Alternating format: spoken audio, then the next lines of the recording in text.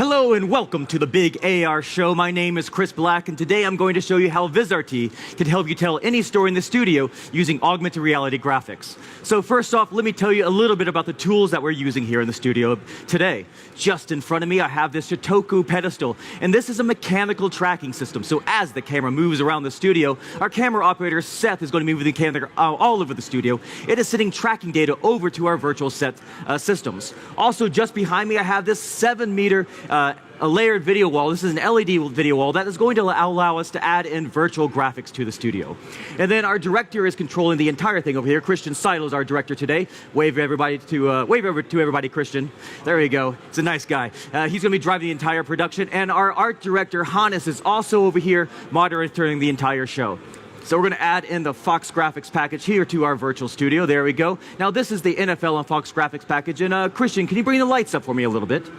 There we go. So we have real-time lighting in our virtual sets where we're able to tie in the lights from the physical studio with the virtual world, so you have both lit the same way. Now as we're changing the lighting on here, Seth is going to start moving the camera around, and you can see that it is indeed a full virtual studio. So we have all the movement that you would have in a virtual set added to our video wall. We call this the virtual window. And the virtual window allows you to add space to your studio so that you have a lot more room to tell engaging stories. In fact, let's change this for a moment and take a look at a different virtual window where we can start telling some stories here. Let's bring in our NFL on Fox Graphics package here, just behind us in the virtual window.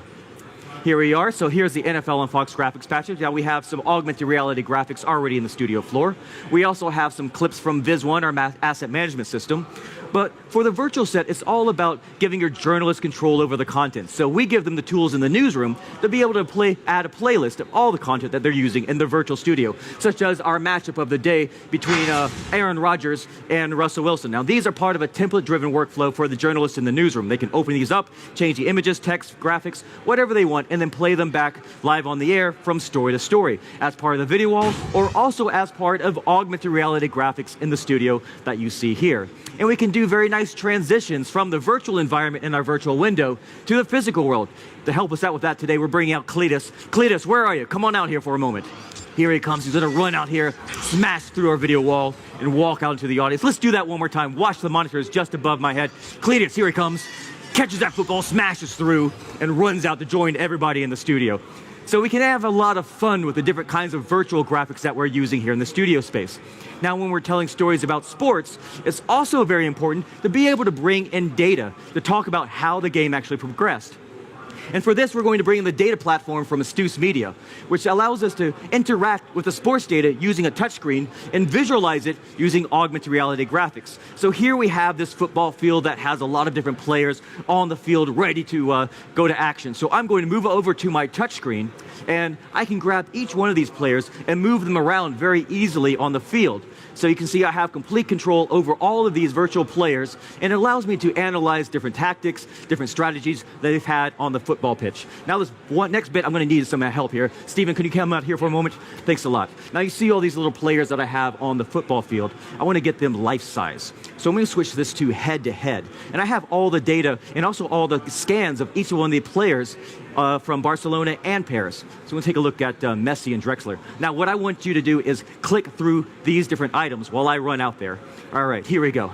So now I have myself immersed completely with augmented reality graphics on all sides. I've got the players right next to me, so I can use this to talk about how they actually progressed in the game. You can see Messi had 45 total passes. Drexler had 1 foul. We go down to forward passes. Messi had 21 forward passes, while Drexler only had 3. And Messi also had 3 long balls. You do this for each player. You're putting together the whole picture that Barcelona totally dominated Paris during this game. Thanks very much for your help. Here's a little something to... Thank you. So, now let's take a closer look at these character animations, and for that, we're going to go over to our friends at Sky Sports. Earlier this year, they did a full 3D body scans of all of the players in the Bundesliga. And we have them right here in our studio here today. Here's another virtual window. We've added in the players from Bayern Munich. Now, these are actual 3D scans of each player on the team. So every 3D model is completely different. We're going to add them into the studio as AR elements here. There we go. So there's each player coming in while the rest of the team walks up and joins us behind us in the virtual window. Now, since these are individualized 3D models, we have a lot of content being rendered in real time at the same time using Viz Engine, our 3D graphics engine. Let's take a closer look at some of these models. Let's go over here to Noor, the goalkeeper, and we'll use the camera to really drive around these players and take a look at how big these 3D models really are. In fact, let's actually go over here a little bit further to Boateng. He's got some pretty impressive arm tattoos here. Let's zoom on in and take a closer look. Now, with these 3D models, you can see that they are extremely high resolution with the textures and the polygon count. We can go down and see the hairs on his arm. I mean, these are incredibly high resolution 3D models that we have for each player, all being rendered in real time with Viz Engine. Now, when you are talking about sports, it's not enough just to have the graphics in the studio. We also want to be able to bring game footage into the studio. So we're going to go back over here to our touchscreen for a second, and using the Viz Libro sports analysis system, we're going to be able to analyze what is going on during some match footage. Now, Viz Libro allows us to be able to highlight content in the studio to talk about what has happened during the game. So here we have some image-based tracking the players, showing different kinds of formations, also tracking the movement of the ball. So as we move forward in time, we can see how the game is progressing. Now, what I want to do is take manual control of it. So I'm going to pause it right here. There we go. And we can take a look at what's going on here. Now, you can see the formation here. It's like it's pretty wide open there. So if he can get it right past there and this player can get in position, then they've got a pretty good shot of moving it down the field. Let's take a look at the coverage here. We're going to do that by swapping angles with the camera. I'm going to pause it right here. So now we can see, yeah, he's got a lot of room to work with here in the virtual studio. So let's play it out and see how the game actually progressed. So we'll play this. We can go back here. We can also do other kinds of hot player highlights. We can stop this and kick it over here. We're going to slow it down, zoom in, check out this nice footwork that he's doing right here to get the ball right into position. Now we can do some distance measurements, and then see how the game actually progressed. Didn't quite make it, but you can see with the Viz Libro sports analysis system, we're able to give you all the tools that you need to be able to analyze those hard to understand sports plays. And this is what it's all about here in the studio using augmented reality graphics and the touchscreen, is being able to tell a clear story about what is happening through a complex situation. The Weather Channel does this very nicely every day in their In the Lab section. And we have some of their graphics here today in the studio with us. This is something about the anatomy of a tornado. And right now we have a supercell on our studio floor. And a supercell is one of those storms that gives birth to tornadoes. So we can see that signature hook echo that tells you there's a tornado present. Now, these supercells are massive storms, so we're going to raise this up here. And these can be 30, 40, 50,000 feet in elevation. And at the base of that supercell, the smallest part of it is the most dangerous part, where that tornado is located. So let's lift this whole thing up and take a look at that tornado. There we go. So there's that funnel cloud right at the base of that storm. Now, these funnel clouds are a combination of hot and cool air rotating around at extremely high speeds. And when they actually hit the ground, they're going to create a debris cloud, which picks up a lot of dirt and can be very dangerous for anybody that's nearby. Now, the Weather Channel uses a lot of these 3D objects to be able to tell complex stories in very compelling ways. Let's take a look at one more from the Weather Channel. Let's take a look at the How to Conquer Mount Everest. So here we have a 3D model of Mount Everest that's popping up in the studio floor. This is coming from our Viz World mapping solution at 30-meter digital elevation model resolution. Now, this 3D model has a lot of features to it. So you see there's already a little avalanche coming down the mountain. And they're using just this one model to be able to tell the complex story of how you can progress up Mount Everest and the challenges you face. So let's start at 16,000 feet at the base camp. And this is already a very, very high elevation. So you need to get acclimated before you can continue on. After a couple days, you can start making your way up the rest of the mountain. At 18,000 feet, you run into other challenges, such as those avalanches that you saw there. We'll keep on moving on up to 19,000 feet. And this is where you get into range of those crevasses. And the crevasses can be very wide and very deep. And the only way to get over them is by going over these ladder bridges that you see here. Now, if we keep on moving on up to 24,000 feet, we can get into hurricane force winds, fog, and all kinds of weather that's going to make it very, very difficult for you to see where you're going. You need to wait it out until that storm passes.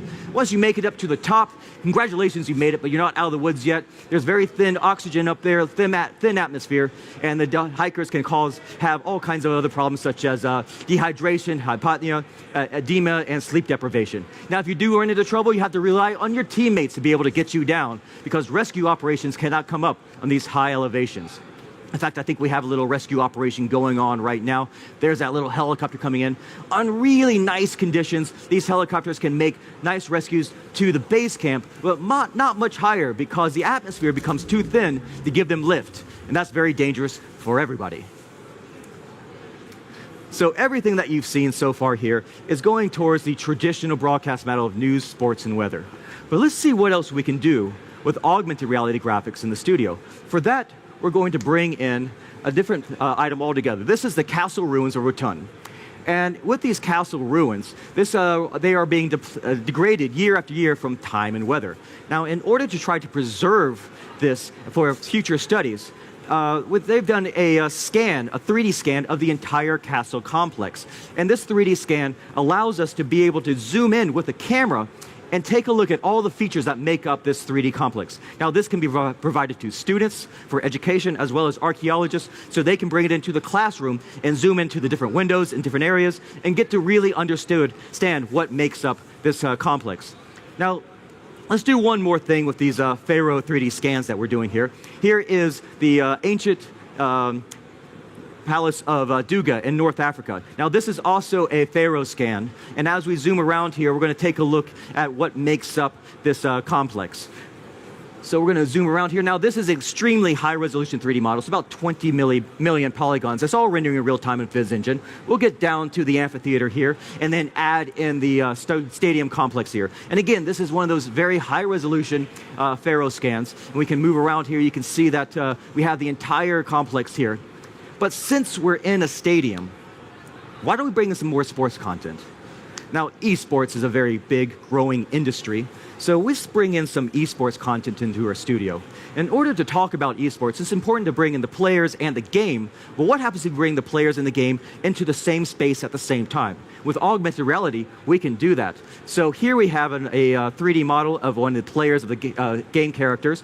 And again, this is from Art Fabric, the people that did the 3D scans earlier. And now moving around, we can zoom in, and we can see that we have some very, very nice 3D realistic models on here, some nice photorealism added to this. But let's go a little bit further with this. Let's actually add in some gameplay in here from Paragon. Now, here are the heroes from Paragon down here. Now, when you're doing esports coverage, you want to bring in the data from the game as well. So we can bring in the gameplay data and actually display that using traditional sports production tools. But we can also go in and swap cameras over to our NCAM system and bring in the actual assets from the game. So here we got this massive beast right here in front of me. Now, Sam from NCAM is going to take this camera handheld so that we can explore the space a little bit more using the NCAM tracking system. NCAM has an optical tracking system, which gives you total flexibility of movement in any environment. So as we move around the camera in the studio, he can have complete flexibility, but he can also take this outside. So you can do this in the stadium or on the street corner and have all your augmented reality assets in the same place with your presenter. And this is what it's all about. This is being able to take in all the graphics, storytelling tools, and the presenter, putting them in the same place so they can give you a story that is compelling, not just for the audience at home, but for everyone, and keeps them coming back to watch you more. Now, if you have any questions about how all this is done, please come on up. We'll be happy to answer them for you. And thank you very much, and enjoy the rest of the day here at IBC.